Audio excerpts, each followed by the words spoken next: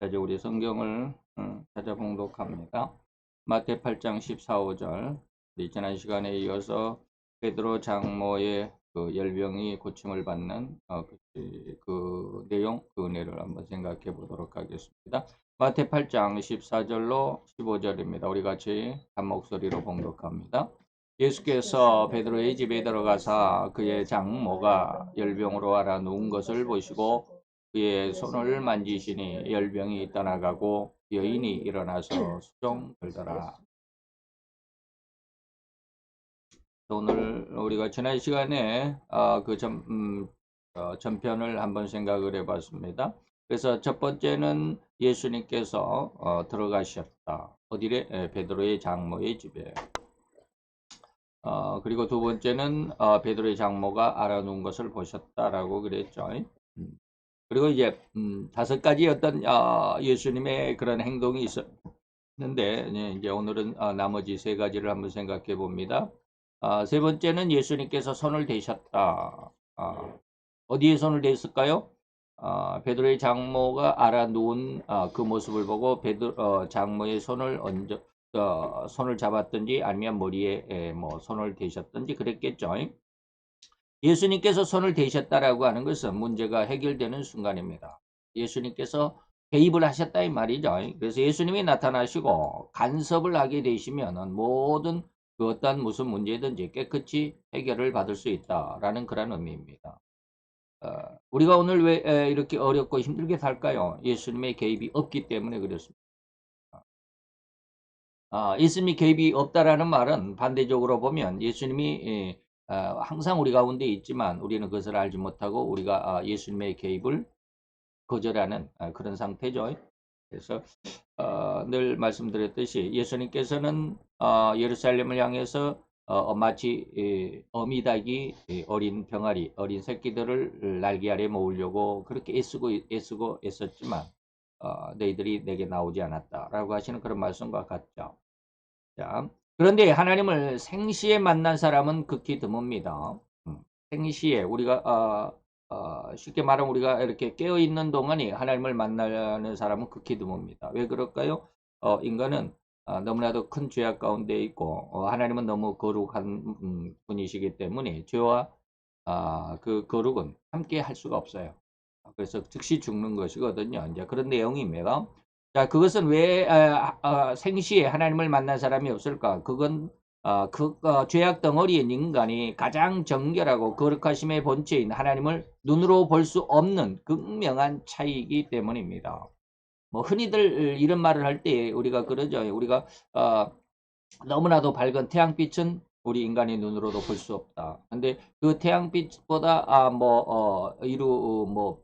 배율로 따지자면 뭐 수천 수만 배 아니면 더 극명한 더 큰 빛인 하나님은 볼 수가 없다. 그런 어떤 의미가 있겠습니다. 인간들 세상 속에서도 자기에게 어떤 잘못이 있다고 생각을 하면 자기가 잘못이 있다는 것을 알면 지나가는 경찰만 봐도 가슴이 콩닥거리는 것을 그러죠. 자기가 죄악이 있으면 경찰 앞에 우리가 나설 수 없는 그런 상황이죠. 그런 것처럼 우리가 죄악이 있으면 하나님 앞에 나갈 수가 없다 이 말입니다. 출애굽기 33장에 19절에 20절로 보니까 모세가 하나님을 그렇게 만나고 싶어 했습니다. 그랬더니 하나님께서 너는 나를 볼 수가 없다. 나를 보면 죽는다.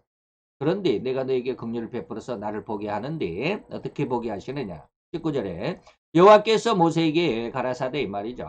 내가 나의 모든 선한 영상을 너의 앞에 지나가게 하고 여호와의 이름을 내 앞에 반포하리라. 나는 은혜 줄 자에게 은혜를 주고 긍휼히 여길 자에게 긍휼을 베푸느니라.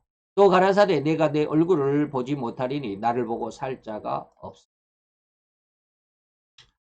죄악에 있는 사람들은 하나님을 얼굴을 볼 수가 없어요. 행시로는 볼 수 없어요. 이건 진상이라고 그래요. 진상. 우리가 환상도 있고 착상, 잘못 그 상을 보는 착상도 있고 뭐 우리가 생각하는 어떤 이상도 있고 또 우리가 머릿속에 그려보는 상상도 있고 그런 여러 가지 일곱 가지의 상이 있습니다. 뭐 영상도 있고 그러죠. 그 중에 진상은 인간으로서는 거의 진상을 본 사람은 거의 없다라고 해도 상관이 없겠습니다. 자, 그러나 그럼에도 불구하고 이렇게 하나님께서 모세에게 나를 보고 살 자가 없다라고 그랬음에도 불구하고 모세는 더욱 간절하게 하나님의 얼굴 보기를 원했기 때문에 급기야 볼 수 있게 되었습니다.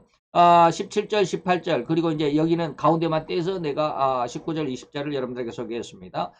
그리고 앞뒤 문맥을 보면 여호와께서 모세에게 이르시되 너의 말하는 이 일도 내가 하리니 너는 내 목전에 은총을 입었고 내가 이름으로도 너를 알고 있다라고 이렇게 말씀하셨고 그러니까 모세가 가로되 원컨대 주의 영광을 내게 보이소서 하나님을 극히 그렇게 보기를 원했던 모세의 모습이죠. 그리고 나서 이제 19절로 20절까지 내용이 있고 너는 나를 보고 살 자가 없다라고 이렇게 말씀하시면서 하나님께서 여호와께서 다시 가라사대 보라 너의 곁에 내가 한 곳을 내가 지정하리니 큰 반석을 지정하면서 너는 그 반석 위에 서라라고 이렇게 말씀합니다.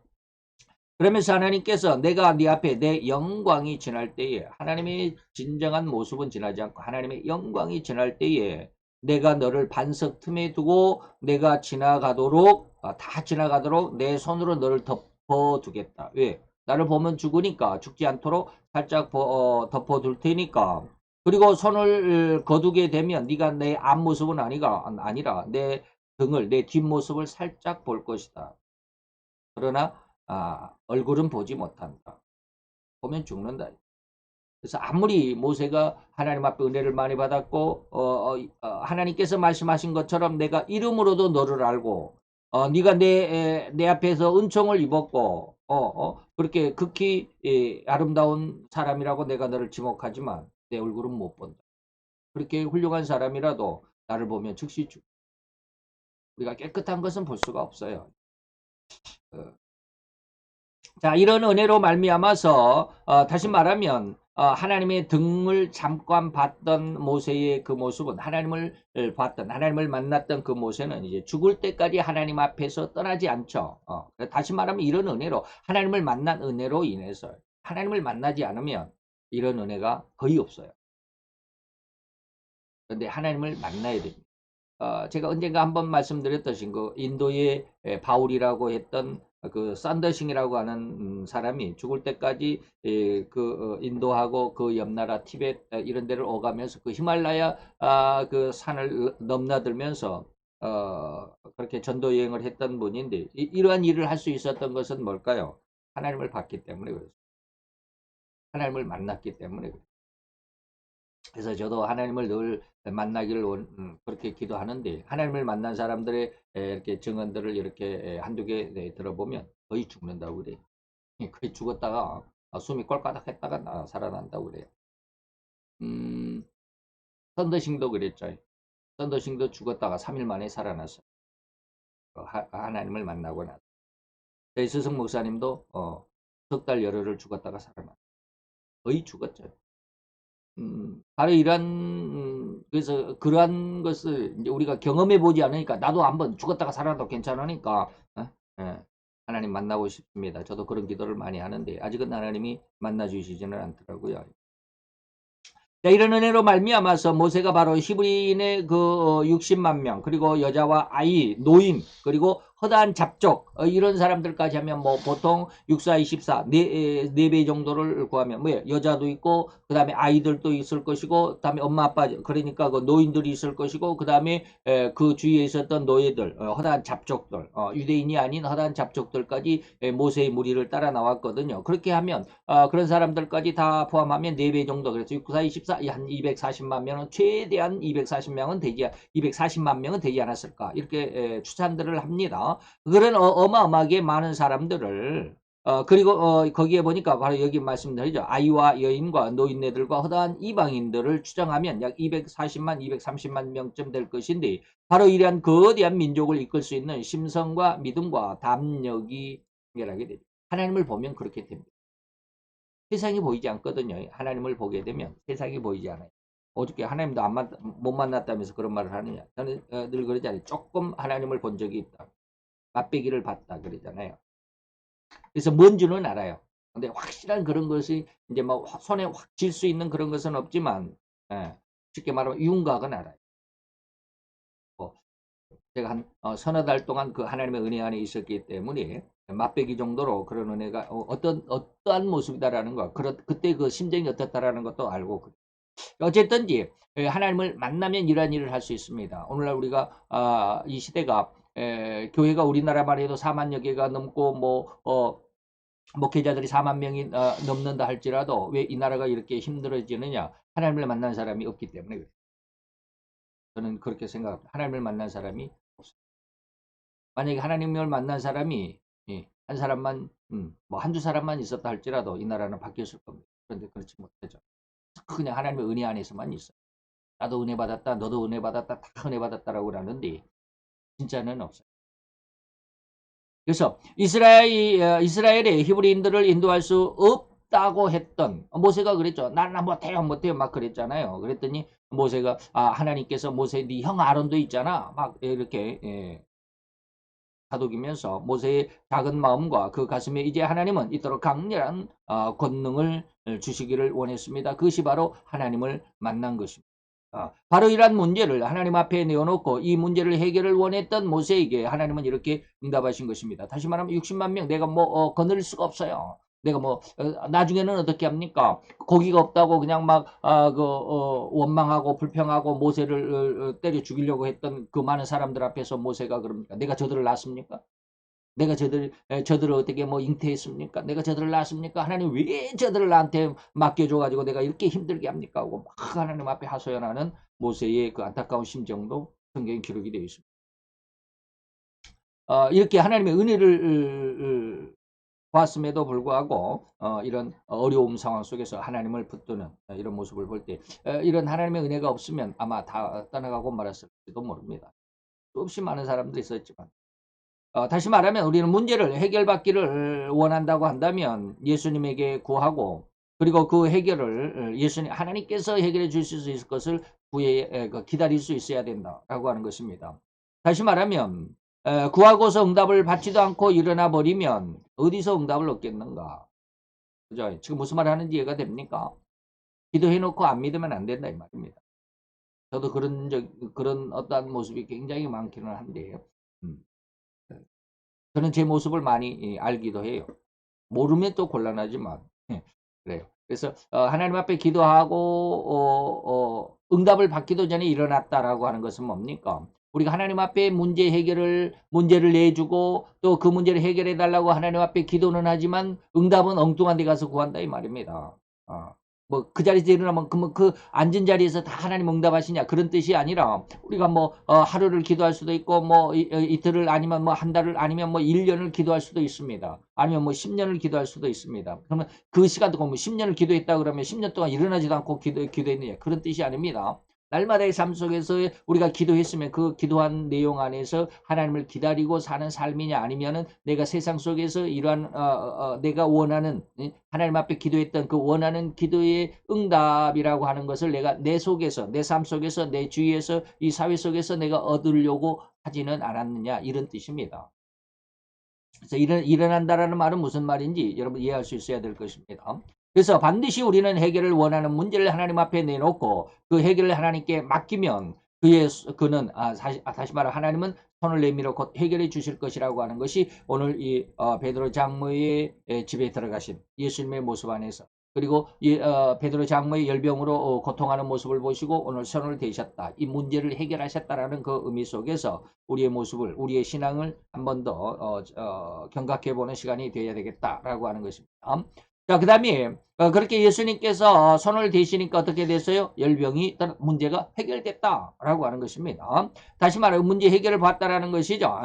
문제가 있을 때 때로는 우리의 힘을 다해서 해결해 보려고 사방팔방으로 노력도 해보고 어떤 도와줄 자를 또는 어떤 의지할 어떤 언덕을 구할 수도 있습니다.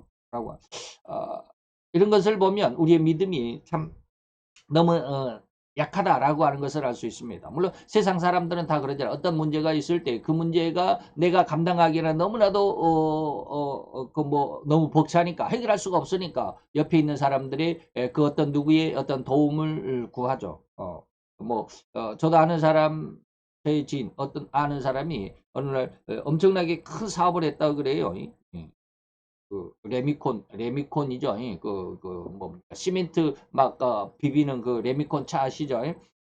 그 차를 한 10대 정도를 가지고 어마어마하게 큰 사업을 했다고 그래요. 돈도 어마어마하게 많이 벌었다고 그러더라고요. 그런데 어느 날 한순간 레미콘차 기사가 사고를 냈어요. 교통사고를 내가지고 엄마하고 딸내미가 손잡고 걸어가는 그 아이를 보지를 뭐 뒤로 차 뒤로 가는 것들 차가 너무 크니까 뒤에가 안 보이잖아요. 그래서 두 사람이 죽고 말았다 그래요. 그 자리에서 죽었다고 그래요. 그래가지고 그 문제를 해결하는데 어마어마하게 돈이 많이 들었대요. 그래서 그 열대 레미콘을 다 팔아야 됐고 그래도 부족해가지고 자기 형님 집을 담보로 잡고 막 다시 말하면 세상 속에 우리가 구하는 그런 모습이죠. 그런 모습을 보면 다 세상에서 어떤 돈이 있어야 되고 힘이 있어야 되고 그러다 보니까 어떻게 돼? 해결을 할 수 있잖아요. 예? 근데 우리는 세상에 힘이 없으니까 해결을 못 하니까 안타깝잖아요. 어. 지금도 이 나라에서 뭐 추땡의 그 장관의 아들이 뭐 어쩌고 저쩌고 했다. 예, 똑같은 그 시기에 어떤 병사는 19분인가 17분인가 19분인가 늦게 왔다고 그래가지고 6개월 영창을 갔다고 그래요. 6개월 영창을. 그런데 예? 예. 추 장관의 아들은 뭐 첫 번째 뭐 일주일 휴가 뭐 며칠 휴가 그다음에 병가 어떻고 저쩌고 해갖고 23일을 부대에 들어오지도 않고 전화 한 통으로 뭐 이메일 한 통으로 이렇게 하는 것을 보니까 야 힘이 없으면 안 되겠다 권력이 없으면 안 되겠다 힘이 있고 권력이 있으니까 뭐 한다 그렇게 잘 나가는구나 뭐 이런 생각을 하게 되잖아요. 그러다 보니까 하나님을 믿는 믿음이 점점 멀어지더라 이 말이에요. 제가 말하는 게 지금 이것입니다. 예. 사방팔방으로 세상 노력도 해보고 그 문제를 해결하려고 그리고 나를 도와줄 어떠한 사람들 그리고 또한 어떤 의지를 가지고 있는 그런 사람들 그런 힘을 가진 사람들이 거기에 우리는 그런 것들을 구하고자 한다. 그러다 보니까 세상에 힘을 얻는 것이 더 쉽겠죠. 눈에 보이니까. 예? 어, 이러한 어떤 상황 속에서 하나님만 믿고 하나님을 의지하고 하나님 앞에 기도하고 하나님께서 해결해 주실 것을 기다리는 우리들의 믿음이 너무 약하다 보니까 다시 말하면 세속 속에 너무나도 더 가까워 있는 우리들의 삶 속에서 우리들의 기도는 응답되기가 참 어렵기는 한데 뭐 조그마한 거는 이루어집니다. 저도 뭐 하나님 앞에 몇백만 원 정도는 몇백만 원까지도 아니에요. 그것까지 또 너무 크니까 몇십만 원 정도는 기도하면 해결해지는 때도 있어요. 물론 이번에 암 수술할 때는 한 2,500만 원 들었더라고요. 제가 완전히 쭉 계산을 해보니까 한 2,500만 원을 어, 결산 결과 제 돈은 거의 몇십만 원 안 들어요. 한 2, 30만 원밖에 안 들어갔어요. 2,500만 원에 거의 100분의 1이죠. 100분의 1밖에 안 들어요. 그렇게 하나님께서 이것은 내가 뭐 하나님 앞에 내가 뭐 병이 들었으니까 뭐 치료비를 주세요. 뭐 이렇게 기도한 적은 한 번도 없어요. 암에 대해서만큼. 그런데 그렇게 하나님이 해주시는 것인데도 불구하고 우리는 그것을 뭐예요? 믿을 수가 없잖아요. 우리 현실적으로는 믿을 수가 없어요. 왜? 하나님만 아시고 하나님께서 행하시는 것이기 때문에 우리가 그것을 이해할 수가 없어요. 근데 제가 지금 말씀드렸던 세상적인 명예나 세상적인 어떤 권세 그리고 세상적인 어떤 재물을 가지고 있으면 그것이 이루어지니까 거기에 대한 우리들의 믿음이 거기에 그냥 딱 붙어버리는 것이죠. 그러다 보니까 하나님을 믿는 그런 믿음이 많이 성장하지 못한다. 이런 말씀을 지금 여러분들에게 드리고 싶은 거예요. 자, 다시 한번 문제가 있을 때 때로는 우리의 힘을 다해서 해결해 보려고 사방팔방으로 노력도 해보고 또 도와줄 어떤 의지 아니면 어떤 사람들을 그리고 또 의지할 어떤 언덕을 구하려고 하는 우리들의 모습이 아니던가 이 말입니다. 그러나 오늘 여기에서 우리는 예수님이 친히 그 문제를 보시고 그리고 손을 대셨고 그리고 손을 대심으로 그 문제가 해결됐다라고 하는 것, 해결해 주셨다라고 하는 것을 우리가 배워야 하는 것이 바로 우리의 믿음이다라고 하는 것입니다. 자, 세상의 모든 문제들, 그것이 비록 큰 것이어서 전쟁이 됐던 관심조차 받지 못할 너무나도 작은 것이라 할지라도 그 모든 문제는 오로지 인간의 죄악으로 인한 것임을 우리가 알아야 합니다.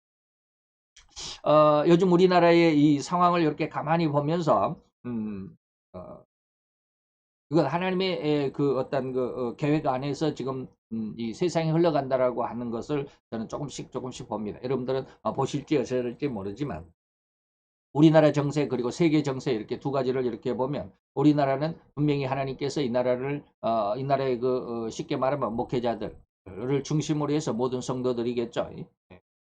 성도들은 놔두고서라도 목회자들이 하나님의 뜻에 너무나도 멀리 떨어져 있었죠.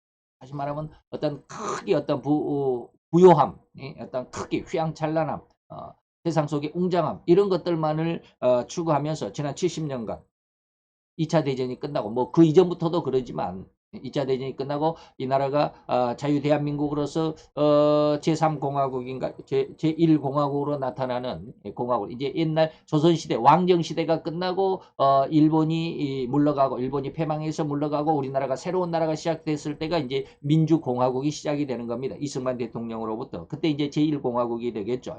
왕정이 끝나고 공화 정치가 시작되는 민주공화 정치가 시작되는 이것이 이제 이승만 대통령의 시절로부터 해서 보면 지금 70년, 100년이 좀 안 됐죠. 아니죠, 아니죠. 70년인가요? 1945년이니까 1945년, 1945년, 60년, 70년, 80년 됐나? 맞아, 헷갈려. 75년 이 정도 되네요. 그러니까 100년도 안 된 이 상황 속에서 우리나라의 이 모습이 그 100년도 안 되는 이 상황 속에서 예수를 믿고 예수를 가르치고 그리고 예수의 어떤 복음으로 인도에 간다라고 하는 지도자급인 이 목회자들이 하나님의 어떤 중심적인 의미가 아니라 모든 것이 뭐였다? 세상적인 어떤 행복, 세상적인 어떤 성공, 세상적인 어떤 그런 휘황찬란한 이런 것을 목적으로 하고 살아왔었잖아요. 70년간 너무나도 잘 먹고 잘 살았죠. 그러다 보니까 이 시대에서 뭐랄까 사상적인 사상이라고 말해서는 좀 그런데 이게 믿음 신앙적인 어떠한 정신 신앙적인 어떠한 믿음을 우리 민족들에게 심어주질 그리고 가르쳐주질 못했어요. 저는 그렇게 생각을 합니다. 예. 그런데 그 사이에 이 세상 사단은 어떠한 생각을 이 세상에 심어줬느냐면 평등이다. 그래서 이승만이 이 나라의 왕이 대통령이 된 것은 아주 인류 역사 우리나라 역사 중에 가장 잘못된 일이다라고 생각하는 이런 사람이 지금 통일부 장관이 돼 있고 이런 사람이 지금 법무부 장관이 돼 있고 그 방송통신위원회 위원장이 돼 있는 사람들이에요. 거의 우리나라 지금 장관들은 전부 거의 전부라고는 할 수 없지만 거의 대부분이 전부 공산주의 사상을 학습했던 사람들이에요. 예전에는 주사파라고 그랬죠. 예. 이러한 사람들이 그때부터 70년 그 전부터 그냥 계속해서 이승만은 잘못됐고 우리나라가 민주공화국이 된 것은 정말로 잘못됐고 우리나라가 북한하고 통일이 됐어야 되는데 통일이 됐으면 지금 70년 이후에 우리나라가 어떻게 됐겠습니까? 지금 저 북한처럼 다 먹지도 못하고 제대로 이렇게 뭐가 발전되지도 못하고 세계에서 그 3, 40개국 되는 나라에서 뒤에서 두 번째잖아요. 못 살기로는 북한이. 예. 뭐 고난의 행군 기간에는 그 300이니 400만이니 이런 사람들이 굶어 죽어 나가는 그런 나라 그런 나라가 됐어야 되겠느냐 이 말이야. 북한하고 통일이 됐으면 아마 김일성이가 이 나라를 통일을 했어도 6.25 때 밀고 와가지고 통일이 됐다고 한다면 우리는 지금 어떻게 돼요? 전부 꽃제비가 돼 있을 거야. 근데 그런 나라를 지금 사모하고 있는 사람들이 지금 장관이고 대통령이고 그렇다 이 말이야. 그 왜 그럴까? 우리는 그것을 하나님의 뜻을 정확히 우리 목회자들이 그것을 잘 하지를 못했어요. 제대로 인식하지 못했어요. 그래서 세상적인 어떤 부요함 속에 세상적인 크고 웅장하고 휘황찬란하고 거대하고 이런 것들만 하다 보니까 우리 교회만 크게 짓고 우리 교회만 다 성도들을 많이 구해야 되고 남의 교회 교인까지 뺏어와야 되고 뭐 이런 일로 하다 보니까 100년이 안 돼서 하나님께서 이 나라를 징계해야 되겠다라고 하는 거예요. 그런 식으로는 믿음이 세워질 수가 없어요. 제가 지금 무슨 말을 하는지 아시죠? 모든 크건 작건 간에 모든 문제는 뭐가 있다? 죄악으로부터 시작돼요. 그것이 뭐요? 예수를 믿는 사람들. 그 중에서도 목회자들조차도 하나님의 뜻을 정확하게 인지하지 못했다. 그래서 자기 교회만, 자기들만. 심지어는 제가 늘 이야기하잖아요. 어떤 교회에서는 1년 예산 딱 끝내고 이제 새로운 한 해가 되는데 올해는 교회가 참 조금 많이 부흥을 했으니까 내년에 목사님 월급도 올려주고 목사님 차를 좀 새 걸로 사줘야 되는데 어떤 교회에서는 K5를 사줬대요. 그랬더니 목사님이 기분이 나빠가지고 며칠 있다가 집으로 들어오는 길에 그 K5 새 차를 몰고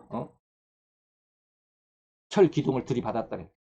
에쿠스를 안 사죠. 그때 당시에는 이제 에쿠스가 없이 이제 그랜저였죠. 그랜저를 안 사주니까 K5 갖고는 기분이 상하더라 이 말이에요. 그래서 그냥 쇠 기둥을 들이박아가지고 뭐 그런 이야기가 들리더라고.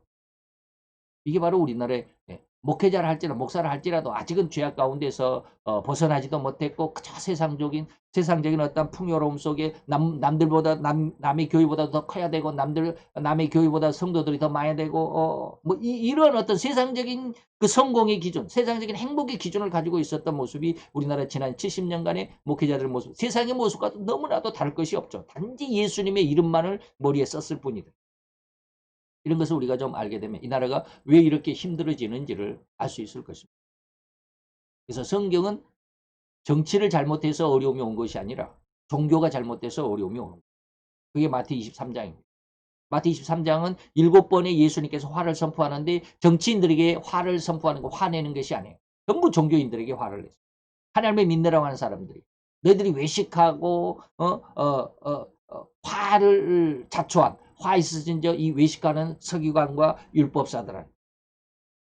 이런 이야기를 7번씩이나 하시잖아요. 그것은 종교가 잘못됐기 때문에. 그들은 정말 잘 믿는다고 하잖아요. 그런데 하나님 보시기에는 그게 잘못되어 있다. 우리의 모습도 역시 우리나라도 역시 마찬가지.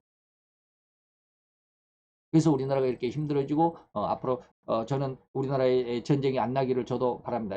저도 전쟁을 경험해 보지 않는 세대지만 전쟁은 싫어요. 외국에 이렇게 전쟁의 어떤 뉴스를 보면 정말 힘들잖아요. 할 수가 없잖아요. 그러니까 저도 전쟁 나는 것은 싫어요. 무서워요. 그런데 하나님은 우리나라가 정말로 이런 깨어 기도하는 모습이 없으면 전쟁으로 갈 수도 있습니다. 전쟁 안 날 거야. 그것은 우리의 생각이고 하나님은 이 나라를 징계하실 때 전쟁으로 징계하실 것이라고 하나님이 이미 작정하신 것 같아요. 그러나 그 전쟁이 안 나게 하는 것은 우리들의 몫이에요. 하나님 앞에 기도해야 된다고 하는 것이죠. 그런데 기도가 부족하면 분명히 전쟁이 일어날 것이고 왜 저는 전쟁이 일어날 수밖에 없다라는 생각을 하는 것은 뭐냐면 지금까지 여러분들 이 나라를 장악하고 있는 대통령으로부터 장관들이 거의 대부분이 이 빨갱이적인 그러니까 친공산적인 어떤 사상을 갖고 있기 때문에 저들을 제거할 수 있는 방법은 인간의 힘으로서는 안 되죠. 할 수가 없어요. 그렇기 때문에 그들을 쓸어내는 것은 어떻게 해요? 전쟁으로 한번 쓸어내는 겁니다. 그리고 나서 새 나라를 새로운 사람들로 새로운 정치인들로 물론 그렇다 해도 그 사람들이 다 훌륭한 사람들 아니고 다 죄악 가운데 있는 사람들이지만 목회자들도 그런데 세상 하나님을 안 믿는 사람들이 뭐 오죽하겠습니까만 바로 이런 것들이 모든 문제는 뭡니까? 모든 문제는 오로지 인간의 죄악으로 인한 것이다라고 하는 것입니다. 비록 종교인들을 할지라도 목회자들을 할지라도 이 말입니다. 그 안에 여기 목회자들도 다 들어있는 것입니다. 이러한 죄악으로 인해서 발생하는 그 문제들까지 하나님께서 모조리 정리하고 해결하신다라고 하는 것입니다. 그래서 제가 지금 말씀드린 거 이 나라가 이렇게 힘들어요. 지난 70년, 100년도 안 되는 세월 동안에 하나님의 그 엄청난 축복. 이 작은 나라죠. 우리나라 남북한 합해봐야 제가 가끔 가다 그러잖아요. 미국에 있는 큰 5대5 여러분들도 과학 시간에 혹시 지구과학이나 뭐 이런 시간에 들어보셨을지 모르겠습니다. 미국에는 얼마나 땅덩어리가 큰지 그 땅덩어리 안에 5대 호가 5개의 호가 엄청나게 큰 호수가 있는데 그 호수 중에 하나가 어떤 호수인지 모르겠어요. 그 호수 중에 하나의 크기가 우리나라 남북한의 면적보다 더 크다. 그러니까 우리나라를 이렇게 딱 집어가지고 미국의 5대5 호수 안에 이렇게 딱 놓으면 퐁 빠져버린다. 그렇게 작아요 우리나라가. 예? 우리나라가 얼마면 우리나라 남만만 해도 한 5,500만 밖에 안 되잖아요. 인구가 5,500만 밖에 안 돼요. 인구가 1억은 돼야 무엇인가 자립할 수 있는 그러한 경제학자들의 이야기가 그러더라고요. 이 인구가 그 나라의 인구가 1억은 돼야 자립할 수 있는 출발이 된다. 근데 우리나라는 그 절반밖에 안 되잖아요. 5,500. 그러니까 자립이 안 돼요. 우리나라는. 우리 스스로는 자립이 안 돼. 왜 우리가 많이 물건을 만들어 갖고 우리나라 사람들에게 내수 시장이라 그러죠. 우리나라에 팔아봐야 자립이 안 된다라는. 뭐 다른 사람들은 잘 만들어 가지고 잘도 살고 부자도 잘 되든 그런 게 아니라 이 나라 전체적으로 보면 1억은 돼야 내수 시장이 되더라. 근데 우리나라 그거 안 되죠. 땅덩어리도 그렇게 작잖아요. 인구도 작잖아요. 그런데 우리나라의 쉽게 말하면 경제력이 세계 몇 위라고요? 지금 11위예요. 11번째. 200 한 3, 40개 나라 중에서 11번째. 제가 지금 가끔 가다가 그 뉴스 아니면은 그 어떤 그 다큐멘터리 뭐 이런 어떤 시사 이런 것들을 들어보면 제가 어렸을 때 1960년대쯤 1970년 60년대면 제가 이제 초등학교 70년대면 제가 중고등학생 때거든요. 그때 시절엔 저희는 기억도 없어요. 그냥 뛰놀기 바빴고, 뭐, 세계 경제가 어떻고, 뭐, 나라의 뭐 어떤 뭐, 정치가 어떻고, 이런 거는 전혀 상상할지도 못하는 그런 시대 아니에요. 뭐, 초등학생, 중학생, 고등학생이었으니까. 뭘 알겠습니까? 그냥 뭐, 있으면 먹고, 먹으면 좋고, 뭐, 이런 시대였을 뿐이잖아요. 근데 그런 시대에 지금 되돌아보면 그런 시대에 우리나라가 어떠한 세계적인 어떤 위치에 있었는지, 다시 말하면 60년대, 70년대는 세상에서 우리나라를 인정해 주지 않았습니다. 가난한 나라라고 완전히 필리핀 대통령조차 그때 당시에 필리핀 대통령조차도 우리나라의 박정희 대통령을 완전히 쉽게 말하면 헌시짝, 헌고무신짝처럼 여겼던 그런 시대예요. 대통령으로 인정도 안 해주고 쉽게 말하면 대통령 국빈이잖아요. 국빈으로 이렇게 영접을 해야 되는데 뭐 아시안 회의인가 뭐 무슨 회의가 있을 때 필리핀에 한번 모였었던 모양이에요. 근데 거들떠도 안 볼 정도로 그렇게 나약했던 국력이에요. 불과 얼마 전에 40년, 50년 전에는 그래요. 그랬는데 이제 88년 세계 서울 올림픽이 되고 난부터 확 커졌거든요. 그런 상황 속에서 우리나라가 지금 여기까지 왔는데 지금 이러한 나라를 거부하고 부정하는 이 나라의 그 대통령으로부터 상당히 많은 장관들까지 말이에요. 그들을 우리의 힘으로는 이제는 우리가 그동안의 어떤 하나님의 어떤 믿음의 뿌리로 탁 다져져 있으면 상관이 없을 텐데 이게 세상의 어떤 이런 잘못된 것을 이 종교의 힘으로 우리가 이것을 해결할 수가 없어요. 해결할 수가 없어요. 종교의 힘이 크면 믿음이 확 단단해져 있으면 이 정치가 아무리 잘못돼도 정치를 넘어갈 수 있는데 종교는 지금 정치를 넘어갈 수 있는 힘이 없다라고 저는 봅니다. 왜? 종교인들도 다 썩었어요. 세상적인 어떻게 잘 먹고 잘 살기만 나만 잘 살면 돼. 그렇기 때문에 그래. 그래서 하나님이 이것을 바꿔야만 해. 그래서 이 작은 나라가 이 조그마한 그 인구의 나라가 그 쉽게 말하면 거지꼴 했던 그 나라가 지금 100년도 안 돼서 세계 11위의 강대국이 되잖아요. 근데도 정신을 못 차려. 그래서 이거 정리하기 위해서는 하나님의 손이 반드시 필요하다. 이렇게 이러한 세상 속의 문제들은 곧 인간들 역사 속에 일어나는 모든 문제, 이 모든 것은 뭐예요? 죄의 결과다. 지금 이 주사파들이 친공산 정책을 가지고 있는 이런 뭐 시체 말라면 빨갱이 사상을 가지고 있는 사람들이 이 나라의 정권을 장악한 것은 뭐예요? 바로 우리들의 죄악 때문에 그래요. 영적인 의미에서는 하나님을 거역하고 반대하며 하나님을 향하여 대적하고자 하는 사단의 큰 괴계임을 우리는 깨달아 알 필요가 있습니다. 영적인 것을 모르는 사람은 뭐 귀신이 어쩌고 뭐 사단이 있고 뭐 어쩌고 그게 무슨 말이냐 뭐 이렇게 생각할지 모르지만 지금 세상은 그렇게 돌아가고 있습니다. 사단은 항상 하나님을 거역하고 반대하잖아요. 그렇게 하나님을 거역하고 반대하는데 하나님을 공격하고 도전하는데 여기에 도구가 누구야? 인간들이에요. 왜 인간들일까? 하나님이 가장 사랑하는 존재가 인간이기 때문에 그래요. 하나님의 형상과 모양을 만들었기 때문에 그래요. 그래서 이 하나님이 가장 사랑하고 하나님이 심혈을 기울여서 만든 존재 인간을 하나님 앞에 거역하게 하고 하나님을 도전하게 하게 하는 이런 모습으로 보면 하나님이 너무 마음이 아파할 거야. 이것이 바로 사단의 생각인 거죠. 그래서 인간의 영 속에 그런 사단의 어떤 생각을 집어넣어서 하나님을 거역하게 하고 반대하게 하고 하나님이 없는 것처럼 생각하고 내 멋대로 내 생각대로 그래서 세상 속에 살아가는 것. 이러한 모습이 사단의 마지막 계계다라고 하는 것이죠.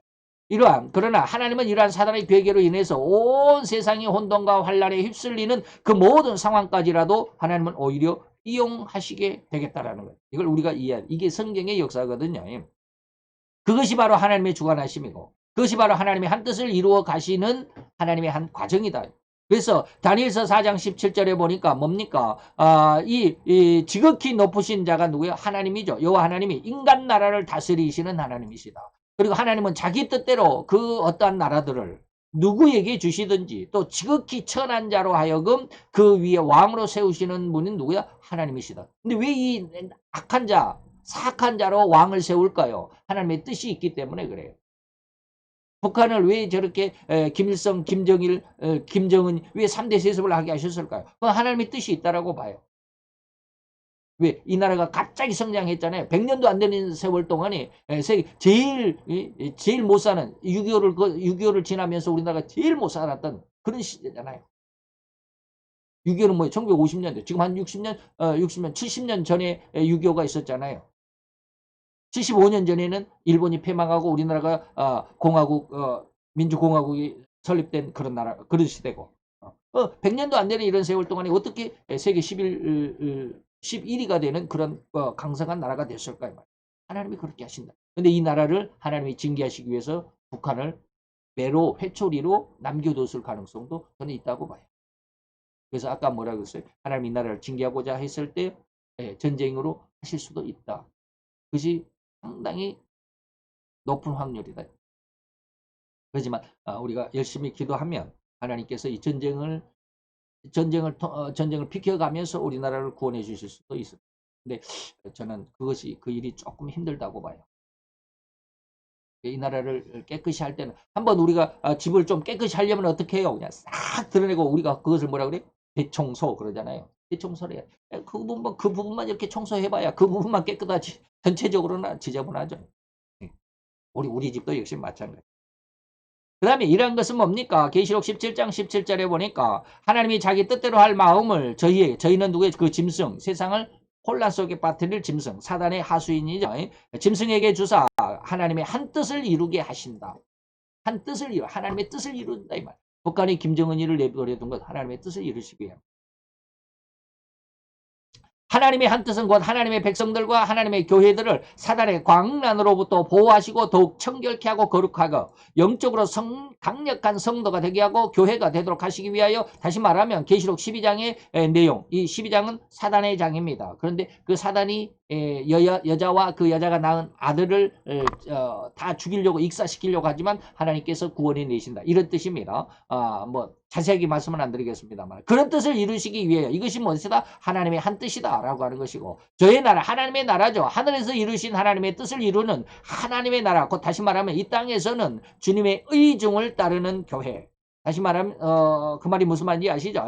이 교회를 주님은 친히 자기의 핏값으로 세우셨다라고 마태 16장이 기록하고 있습니다. 이러한 하나님의 나라를 짐승에게 잠시 맡겨주셨습니다.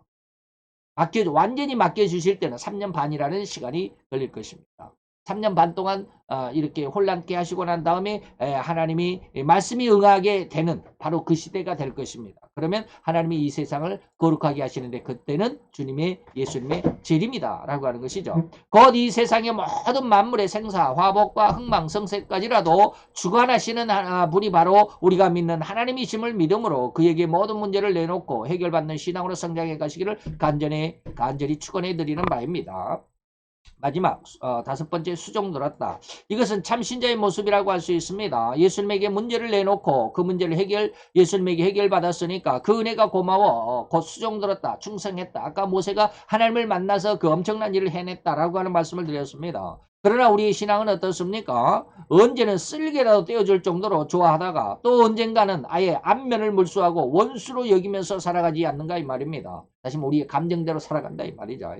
또 너무나 어려워서 고생하다가 어느 정도 형편이 나아지니까 또 내 몸이 건강해지니까 병 속에 있다가 내 몸이 건강해지니까 내 육신을 가지고 내 맘대로 하는데 누가 뭐라고 할 수 있느냐는 식으로 자기들의 멋대로 돌아다니는 사람들이 너무나도 허다하다. 이 나라가 지금 그래요. 지금 대통령을 유수해서 몇몇의 장관들이 지금 그러잖아요. 자기들이 그렇게 지금 잘 살고 있는 게 누구 때문에요? 이승만 대통령 때문에 그래요. 이 나라를 왕정으로 세우지 않고 아니면 북한이 김일성이한테 내주지 않고 이 나라가 따로 분리됐지만 이 나라가 민주공화정이 된 것으로 인해서 이 나라가 지금 국력이 세계 11위가 됐어요. 그 안에서 뭐요? 지네들의 뭐 아들과 딸들은 미국으로 유학을 보내면서 왜 그렇게 미국을 미워하는지 몰라. 왜 그렇게 미워하는 미국에 그렇게 유학을 보내가지고 어마어마한 돈을 거기에다가 숨겨놓는지를 몰라. 어마어마하죠. 중국 사람들 인터넷에 보면 그래요. 중국 사람들 지금 미국에서 경제 제재를 한다고 그러잖아요. 홍콩의 장관이 누구예요? 캐디 람이라고 하는 여자 장관 있잖아요. 그 사람이 지금 친중파잖아요. 그래서 미국에서 캐리람 너 우리나라에 네 돈 우리나라에 있는 미국에 있는 네 캐리람이 네 돈 내가 다 묶어버릴 거야 라고 이번에 트럼프가 저기 선언을 해버렸잖아요. 그 돈이 얼마일까요? 약 한 13조 정도 된답니다. 캐리람이 미국에 숨겨놓은 자산이 13조 정도 됩니다. 그만큼 미국을 미워하면서도 왜 그렇게 미국에다가 투자를 해놓고 돈을 숨겨놓고 기가 막히죠. 이래서 지금 시진핑이도 역시 마찬가지예요. 시진핑이도 몇백 조가 되는지 모른답니다. 미국에다가 감춰놓은 돈이. 시진핑의 누나도 뭐 130조인가를 미국에다 감춰놨대요. 그 돈을 전부 다 지금 이번에 트럼프가 다 묶어버렸잖아요. 돈 한 푼도 못 썼네. 10원 한 장 안 줄 거야. 딱 그거 경제 제재를 해버렸잖아요. 이런 것은 뭘까요? 공산 정책을 하면서 지네들은 다온 백성을 위해서 열심히 일한다고는 하지만 전부 다 뭐요? 우리나라도 역시 마찬가지. 제가 큰 세계적인 모습을 말씀을 드렸죠. 우리나라도 역시 마찬가지. 예전에 조땡이도 그렇고 지금 문 대통령도 딸은 지금 말레이시아로 지금 피난시켜놨고 내가 피난시켜놨단 말이 지금 옳게 표현됐는지 어쩐지 모르지만 저는 그렇게 생각을 해요. 다 그래. 자, 이런 것은 뭐요? 자기들이 어떻게 살아왔는지를 다시 말하면 가난한 부모 밑에서 이제 아들이 딸이 나중에 훌륭하게 부자가 되니까 엄마 아빠가 나에게 해준 것이 무엇이냐고 이렇게 그냥 엄마 아빠를 그냥 무시하는 사람들이 그 아들과 딸들이 많아요. 옛날에는 고려장이라고 그랬잖아요. 엄마 아빠를 갖다가 내버리는. 이런 모습이 뭐예요? 개구리 올챙이적 시절에 생각을 못한다 라고 하는 그런 말과 똑같죠. 자기 멋대로 이제는 조금 내가 살만하니까 옛날 과거는 잊어버리고 말이죠. 하나님의 은혜를 잃어버리고 이 나라가 어떻게 이렇게 큰 세계 11위의 경제대국이 되었는지를 생각지 못한다 이 말이에요. 그래놓고 제가 엉뚱한 생각을 하고 마치 올챙이 시절을 잃어버린 개구리의 모습인 것입니다. 자, 오늘 우리 인간 세상에서 악한 자들의 모든 습성은 바로 이러한 생태에서 벗어나지 않습니다. 성경은 이러한 습성을 악한 새 중에서 까마귀로 비유해 주시기도 했습니다. 다시 말하면 까마귀는 은혜를 저버린 못된 습성이라고 우리가 해석을 할 수 있습니다. 1년 동안 거의 1년 동안이죠. 360일, 365일.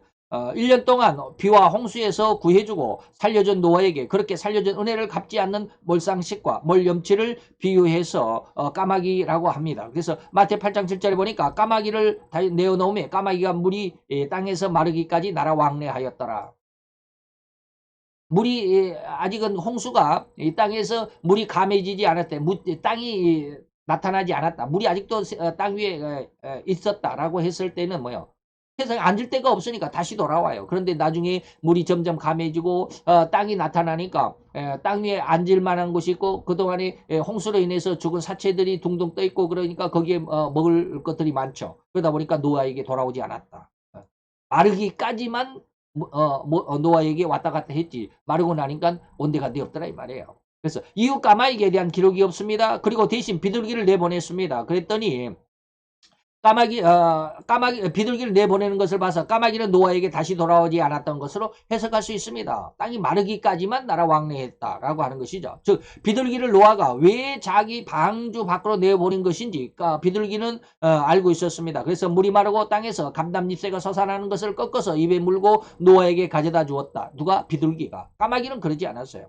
그 땅에서 물이 마름을 알게 하였던 것입니다. 그러나 까마귀가 아니죠. 까마귀는 이런 일을 하지 않았습니다. 즉 까마귀는 홍수로 인해서 엄청난 사체들을 보고는 먹이로만 생각했을 것이고 그렇게 자기의 배만 채우는 데 몰입함으로 인해서 자기를 살려준 은인이라고 할 수 있는 노아의 의도는 아랑곳하지 않는 배은 망덕의 표본이 된 것입니다. 이처럼 인간 세상에서도 은혜를 알고 은혜를 갚는 것이 인지상정인데 이 사자행에서는 뭐라 그래? 결초보은이다. 여러분 이 말 아시죠? 풀을 묶어서 은혜를 갚았다. 결초. 보은 은혜를 갚았다 이런 것이죠. 그런데 이렇게 은혜를 입고도 은혜를 잃어버리고 은혜를 오히려 원수로 갚는 인간들이 너무도 허다하다라고 하는 것이죠. 이러한 자들을 비유해서 까마귀 같은 인간들이라고 하는 것이며 이러한 자들은 자기들이 지금까지 이렇게 살아온 근원적인 내용을 결코 알아보려고도 그리고 알지도 못하여 자기를 이렇게 살려준 은인들을 향하여 대적하는 습성입니다. 우리 나라의 이 현실 곧 2020년 이 시대의 집권 여당 행태가 바로 그렇다라고 아니할 수 없죠. 이 나라 자유 대한민국 이승만 대통령에 의해서 기도로 시작하고 하나님께 하나님께 기도한 신앙 선배들의 기도에 부응한 하나님의 축복으로 말미암아 오늘날 세계 11위권에 진입하는 엄청난 나라고 이러한 국력을 가지게 된 것입니다. 그러나 이 작은 땅덩어리, 지하 자원도 풍족하지 못한 이 작은 한반도라고 하는 나라가 어찌 2차 대전 이후 6.25 사변 참변을 겪은 지 50여 년, 75년인데 70년이죠. 50년이 아니라 70년이네. 70여 년 만에 이렇게 세계 11위의 국력을 가질 수 있었던가 말입니다. 그러나 그런 의미는 결코 헤아리지 못하는 뇌들로 인해서 오히려 친공산 정책을 추진하고 이승만 대통령을 부인하고 나라의 근간인 자유를 흔들고자 한다라는 자들이 통일부 장관이라는 자리에 앉아있고 120억 원이라는 거액을 국민들의 세금인데도 불구하고 자기 멋대로 북한에 갖다 주려고 안달하고 사인을 한 사람이 바로 이 통일부 이땡의 누구요? 누구지? 이 장관입니다. 나라의 주권을 쥐고 있는 대통령으로부터 수없이 많은 권력을 잡은 자들이 이렇듯 나라의 국권을 공산권에 넘어지지 못해 안다라는 이른바 배은망덕의 극치를 달리고 있음을 부인할 수가 없는 상황에서 다시금 까마귀를 회상해 보는 것입니다. 이건 제 이제 의도였고 또 이렇게 해서 우리는 베드로 장모의 육신이 또한 그의 삶이 그것을 예수님께서 고쳐주고 해결해 주었다라는 것을 보면서 우리의 육신조차도, 우리의 삶조차도 말이죠.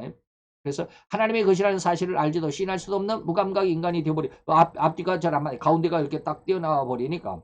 마치 올챙이 시절을 잃어버린 개구리의 모습, 개구리 올챙이 시절을 생각하지 못하는 이러한 모습을 볼 때, 그래서 이러한 사람들은 그러한 사람들은 그의 육신이 하나님의 것이라는 사실을 알지도 시인할 수도 없는 무감각인 인간이 되어가는 것이겠죠.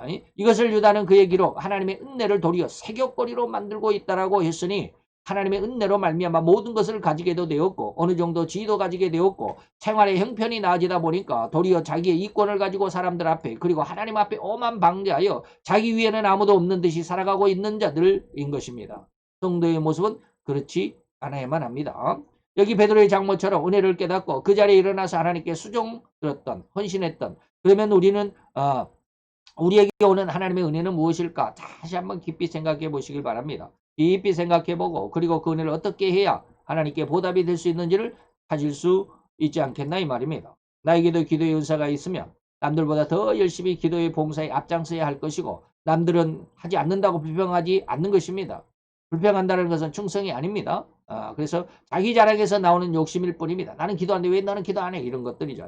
그는 오히려 모든 일에 하나님의 영광을 드러내지 못할 것이기 때문에 자기 일을 열심히 하고 이웃까지 봉사할 수 있는 이런 모습이 돼야 되겠다. 정리를 해보면 주님이 집에 들어오셨습니다. 5가지 행동이 이 본문 안에 있다라고 그랬습니다. 두 번째는 주님이 보셨습니다. 그리고 세 번째는 주님이 손을 대셨고 그러다 보니까 열병이 나왔습니다. 그랬더니 그 여인이 일어나서 수종을 들었습니다. 이 모든 모습 안에서 과연 나는 나에게 은혜를 주시는 그 주님에게 충성을 다하고 있는가? 아니면 하나님의 은혜를 받아 이만큼 살고 있는데도 불구하고 도리어 나의 생각, 나의 계획으로 이 생애를 살아가고 있지는 않는지 심사숙고해보는 진정한 성도의 모습으로 되돌아가기를 바랍니다. 오늘 좀 시간이 많이 길었네요. 이런 은혜 안에서 오늘 다시 한번 하나님 앞에 귀한 신앙의 중심을 잡아가기를 바랍니다. 기도합시다. 할렐루야 주님 여호와여 주께 감사와 찬양과 영광을 돌려드리나이다. 우리의 모든 삶과 생애가 하나님 앞에 있음을 아버지 다시 한번 확인할 수 있고 또 깨달을 수 있는 이 시간을 주께 감사를 드리나이다. 이런 시간을 통해서 우리가 하나님의 귀한 진의를 깨닫고 주의 진리의 말씀 속에 하나님의 말씀이 하나님의 예언이 그 진리가 이 세상에 그대로 이루어진다라고 하는 것을 느끼며 깨달을 수 있는 은혜가 우리 가운데 있게 하여 주옵소서.